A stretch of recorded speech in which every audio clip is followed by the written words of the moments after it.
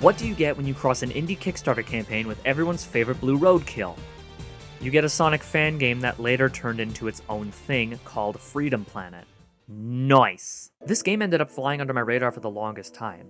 I actually remember a friend showing me the demo and yeah, that was that. I'd completely forgotten about its existence. A few years go by, I bought the game during a sale after hearing its positive reception, played it, didn't click with it, then I promptly put the game down and went to go play other things. Until recently when it needed to get my backlog in order. Gotta love that, huh? Anyway, there are 2 modes to choose from once you get a file set up.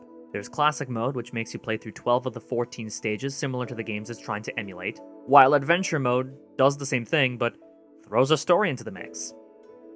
And it's not great, mostly because, 1, it drags, and 2nd, the story does not know what tone it wants to go for, leading to many instances of tonal whiplash. I don't know if that's an actual term, but I'm coining the term now. At least the voice acting's great throughout, but the sound mixing on the other hand... Hey, Lilac.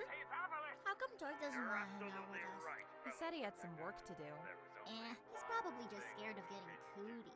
If these dialogue boxes weren't there, I'd be singing a different tune. I played the game through Classic Mode off recording a while ago, and I personally had a decent time with the game. It took me about 3 hours to beat on my first playthrough with Lilac, one of the 3 playable characters in the game. Her and Carol are playable from the get-go, with Mila being an unlockable character. All of them have unique and useful abilities that set themselves apart from each other and your typical Sonic Archie OC. Designed by Ken Penders. Oh yeah, I am storming through all these.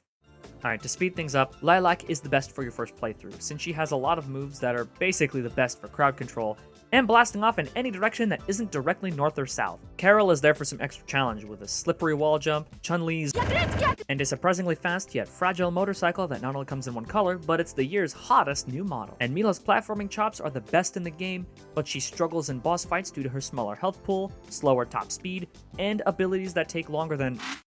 I was going to make a Cyberpunk 2077 joke right there, but that's just too easy of a target. When it comes to bosses, including the final boss, they're all pretty good, except for these character battles which just evolve into happy slaps to see who dies first. And if you play like a games journalist, say goodbye to those meaningless lives and continues. Unless you care about the no death achievement, then you have the right to cry. There's also a ton of collectibles for those completionists out there, and once you find and collect one during a playthrough, no matter the character, they're yours to keep, even if you start a new file just to change your character. For those looking for a good 2D platformer that's outside the veins of Sonic the Hedgehog, it's an easy recommend. 15 bucks? I say it's worth it. Besides, outside of major Steam sales, the game really doesn't go on sale very often, and there's a sequel on the way, so strike while the iron's hot, folks!